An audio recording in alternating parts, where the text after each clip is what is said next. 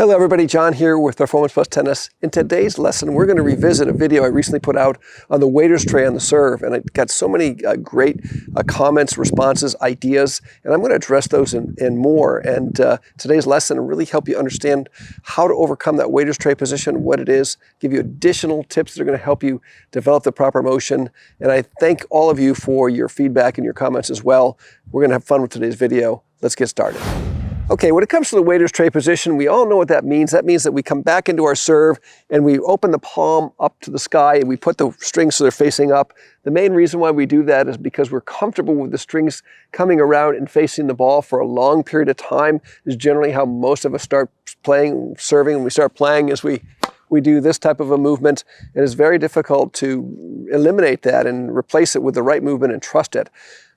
So we're here in this forehand grip, we've got the palm open. This is one factor that creates a waiter's tray position. Now, one of our subscribers here on the channel suggested it's only because of the grip, but I think so. I think that maybe it is because of the grip. And if I went here, for example, and I'm in this position, but I go to a continental grip, now the racket is in a better position on edge. But there are a lot of players out there, a lot of you out there are still struggling with the waiter's tray even though you've got a continental grip. And actually it's worse. And the reason why it's worse is because in order to get the racket face to be open to the waiter's tray position when I have a continental grip is I have to rotate my shoulder back.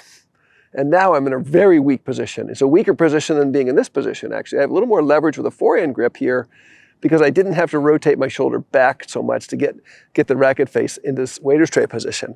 So just imagine right now if someone came over and put weight on the tip of my racket, put their hand on the racket, I would have no leverage whatsoever to really get that racket out of there. And it just compromises the racket drop. It makes the path to the ball much weaker. So that waiter's tray position is the lesser of the two that we really, really want. So I know how many of you are out there struggling, going, God, I gotta get rid of this waiter's tray position. I want to have a professional serve motion. How do we do it?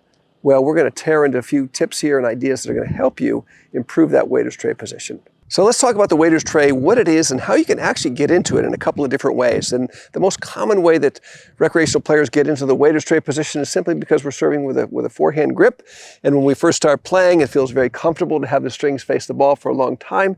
So naturally, we have the racket laid back and the strings face the sky, and we hit the serve, and we have fun, but then we want to get better. And our serve really can't get much better because that swing is just so compromised. It has very little potential within it. So that is the most common waiter's tray position we have. But there's a lot of players out there that are also struggling with a waiter's tray who have a continental grip. And what's interesting is that if you have a continental grip and you get into a waiter's tray position, it's actually a weaker position to be in than if you had a forehand grip. So I actually have more leverage right here with a forehand grip than if I change my grip to a continental and then I open the racket face. The way this happens now is my whole arm is rotated back from the shoulder. So just imagine someone comes along and puts a little weight on my racket right here. I would have absolutely no leverage to get out of that position. So the potential for injury is greater. Obviously, it's going to tremendously weaken your serve and your motion to the ball. So make sure that if you have a continental grip, that you're not rolling here back. You cannot do that. Once you do this, you take the ability to pronate out of the motion up to the ball, and it just makes for a very, very weak swing that doesn't work at all. Now, there are recreational players that have a forehand grip, and very rarely could you actually keep the racket face from opening up here, but you'd have to turn your shoulder. You'd actually have to supinate here to keep it in this position. But then as you come around, you really would have difficulty pronating just right. There's only been one player in the modern history of the game that's actually been able to do that, and that's Boris Becker. He actually served with a forehand grip, but he had this supinated position here that allowed him to come around on edge and then pronate and actually hit an amazing serve. But he's the only one. So I wouldn't recommend trying to do that. I would just get right into the continental grip, and then when you come back, make sure that you really work to keep the palm down, okay? It'd be very, very difficult to get the racket to open up unless you roll that arm back from the shoulder and get yourself in that weak position. A couple ideas I think that I addressed also in the previous video is that when you start, make sure that the racket face is underneath. So make sure the racket's a little bit underneath this way so you can actually see the side of the strings that are going to strike the ball. When you set up this way and go into your swing, naturally it's going to keep the racket more in a closed position. Players that are this way, that have the racket this way, are more inclined to come back and open the racket and lay it back. You very rarely see a high-performance server set up with their racket strings pointing to the ground this way. They're usually going to be vertical or a little bit past.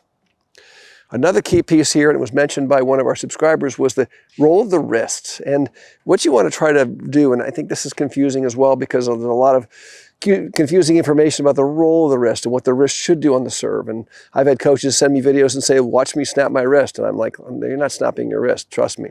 So when you're serving, you want to avoid the idea of having this movement in your wrist where you have like a dorsal flex where you flex it back. You do not want to flex your wrist back at any stage in the serve. If you can avoid that, because once you do that, that's another contributor to an open racket face. So you could easily just rotate that wrist back and get itself in a weak position. And if I put my elbow back and do that, now look how weak that position is. I really don't have any leverage.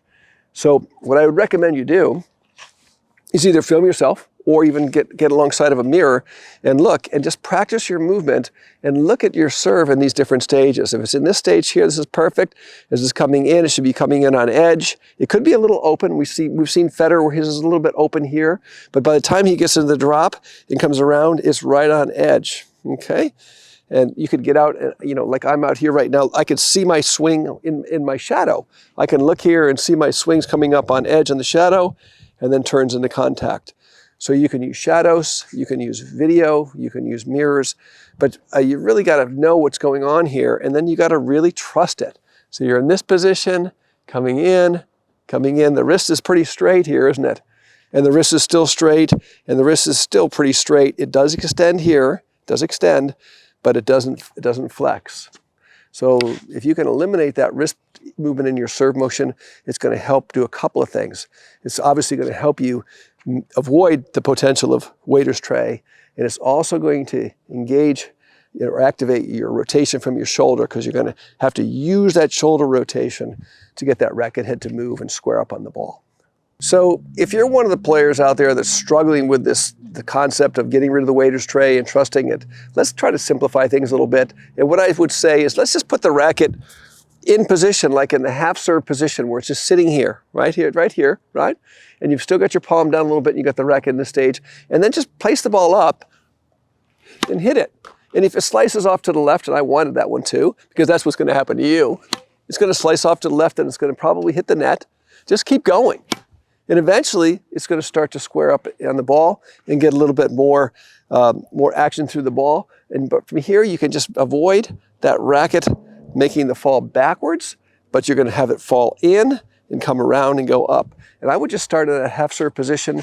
I would definitely not worry about where the ball goes. You could even face the back fence or the side fence, have it here, and just do the same thing. Place it up and let it come through on edge. And if it's spinning a lot, then you're on track. If it's not spinning and you're coming on it flat, then you better revisit that. And once again, a mirror, a video will really help you. You could even see it with the shadow here, that I'm coming up from this position, coming around and on edge, so I can pronate into the ball and avoid that waiter's tray, because that waiter's tray position eliminates the pronation action that you're looking for to have a really good performing serve. Thanks so much for watching today's video, and I hope this lesson will help you overcome the challenges of a waiter tray position. Please give us a like, leave your comments down below. I'll definitely respond to them. I love the community here of asking questions, answering questions, and learning more about the challenges that you face as tennis players. Please subscribe to the channel if you've not done so already. Stick around, we have a lot more coming here at Performance Plus Tennis. Thanks again for watching today's video, and we'll see you in the next lesson.